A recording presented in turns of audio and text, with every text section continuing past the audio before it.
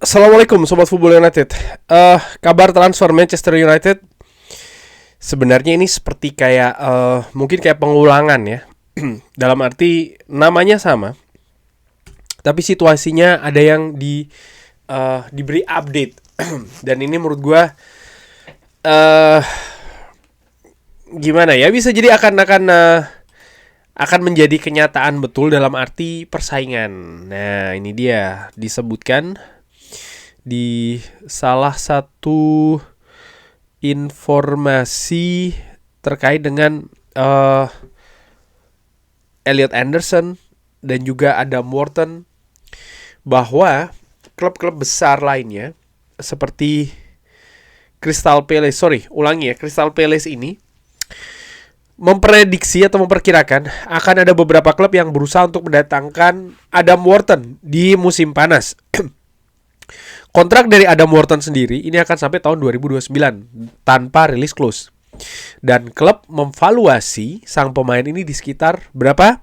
Diperkirakan 80 juta pound, Sobat Football United. 80 juta pounds, berarti sekitar 95 juta euro, 90-95 juta euro. Wow, hampir 100 juta euro ya.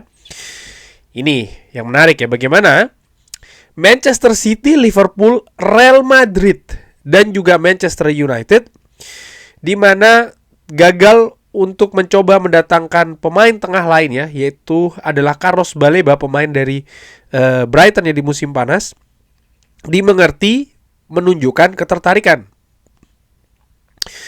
Bursa transfer Januari ini akan datang dengan keraguan apakah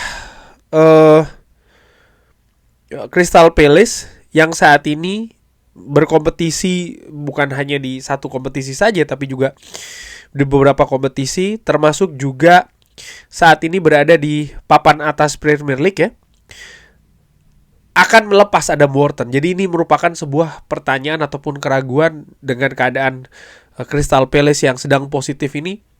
Apakah mereka akan melepas Adam Wharton di bulan Januari? Kalau menurut gue kayaknya emang tidak ya. Ini akan kecil sekali kemungkinan tersebut. Adam Wharton sendiri atau pihak dari Adam Wharton ini jelas menginginkan untuk bisa bermain di Champions League. Nah, ini menarik bagaimana Manchester City, Liverpool, bahkan Real Madrid menginginkan Adam Wharton. Dan kalau diperpanjang atau diperluas Elliot Anderson juga dikaitkan dengan klub lain, Manchester City ya kan. Bagaimana dengan Carlos Baleba?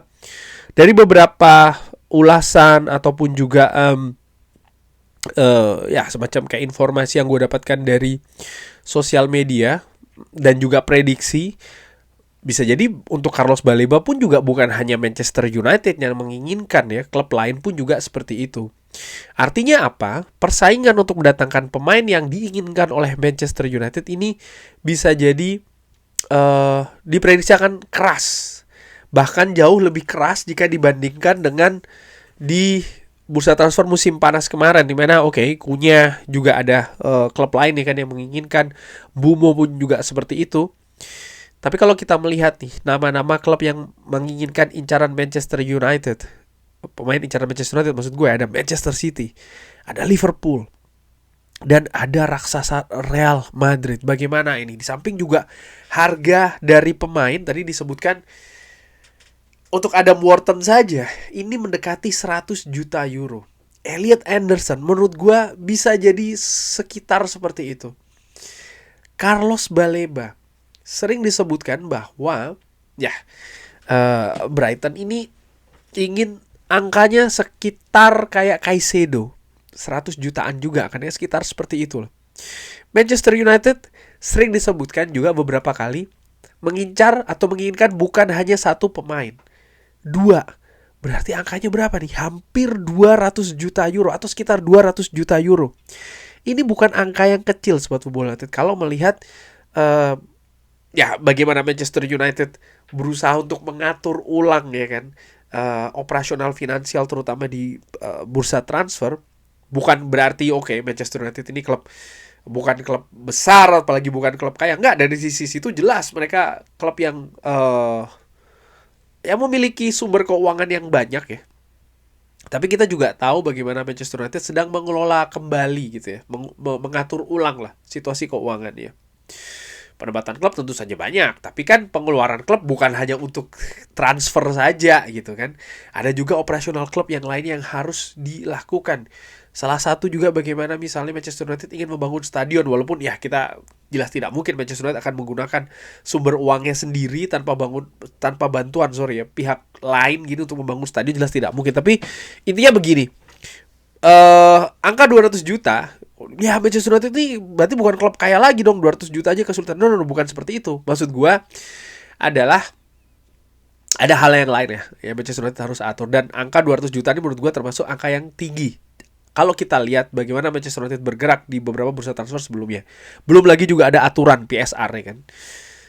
Nah, dari situ gimana kira-kira keadaannya?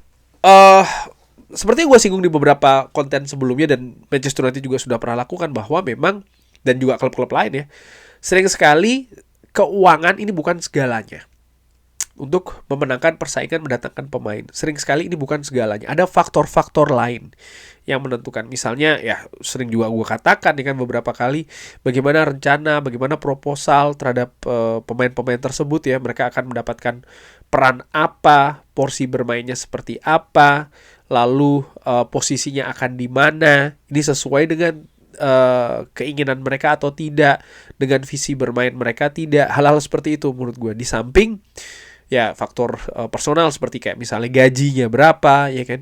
Dan tadi juga disinggung bahwa Adam Wharton ini ingin bertanding atau bermain di Champions League. Ini hal yang juga salah satunya jadi salah satu pemikat gitu ya. Manchester United yang tidak tampil di Eropa musim ini dan sukses mendatangkan Cunha serta Mbeumo dan juga Sisco. Apakah ini berarti kalau musim depan Manchester United tidak tampil di Eropa, maka incaran-incaran ini akan tetap setuju datang ke Manchester United? Misalnya ya nggak seperti itu. Ada beberapa faktor tadi gue sudah sebutkan, tapi gue merasa bahwa faktor Eropa kali ini akan berbeda dengan musim panas kemarin. Faktor tampilnya Manchester United di kompetisi Eropa untuk musim depan ini akan sangat berpengaruh ke incaran-incaran yang tadi disebutkan. Adam Wharton, Baleba, ataupun juga Elliot Anderson.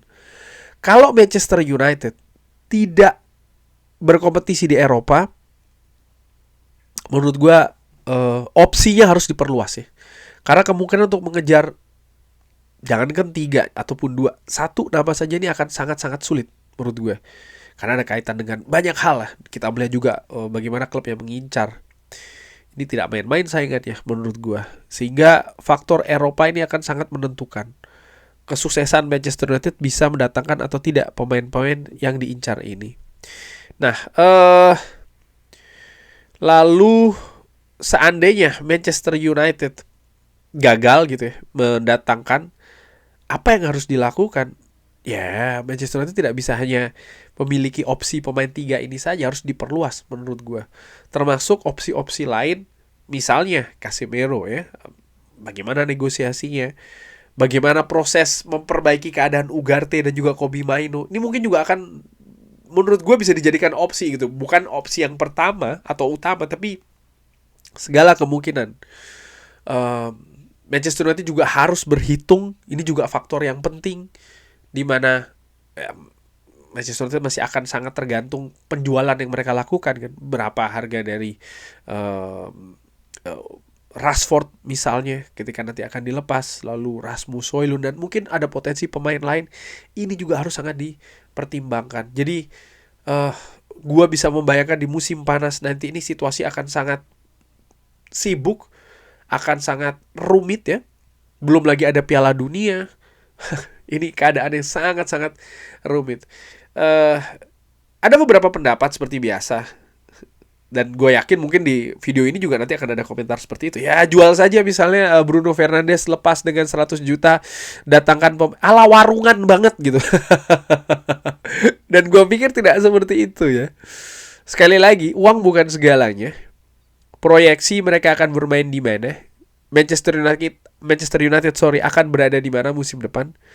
Bisa jadi justru pemain-pemain itu menurut gue ya, tanpa adanya pemain senior di lini tengah semisal Casemiro atau Bruno Fernandes, ini akan menjadi pertimbangan juga mereka mau tidak bermain di Manchester United ya, karena mereka juga tidak bisa terlalu overconfident, terlalu percaya diri bahwa oke, tanpa adanya dua pemain senior itu, misalnya mereka akan langsung bisa mengambil alih peran yang sebelumnya diambil oleh dua pemain senior itu, katakanlah seperti itu, dua-duanya cabut ya musim. Gue pikir juga ini justru akan sangat berbahaya loh. Pergantian yang sangat terlalu drastis. Ini sering sekali justru berakibat kontraproduktif menurut gue. Bukan pasti, tapi banyak gitu ya, banyak hal-hal seperti itu gitu. Apalagi peran di lini tengah yang merupakan sentral dari sistem 3 back yang dibangun oleh Ruben Amorim. Jadi ya inilah fakta menurut gue ya, bahwa nampaknya musim panas tahun depan akan sangat keras bagi Manchester United. Tapi di sisi lain, sebelum gue akhiri video ini, juga menunjukkan bahwa memang pemain yang diincar itu memang pemain yang kualitasnya luar biasa. Karena radar klub-klub besar ya, itu juga menangkap nama yang kurang lebih sama. Jadi artinya memang ada, mungkin bisa dikatakan jaminan kualitas ya dari nama-nama yang sudah beredar luas ini ya, untuk pemain tengah yang memang diincar oleh Manchester United. Namun demikian, kayaknya Manchester United juga harus siap-siap menyiapkan opsi-opsi pilihan lainnya. Kurang lebih seperti itu Sobat Football United. Bagaimana? Seperti biasa silahkan drop di kolom komen. Terima kasih sudah menyaksikan. Jangan lupa like, sholat, dan juga subscribe. Wassalamualaikum warahmatullahi wabarakatuh. Thank you.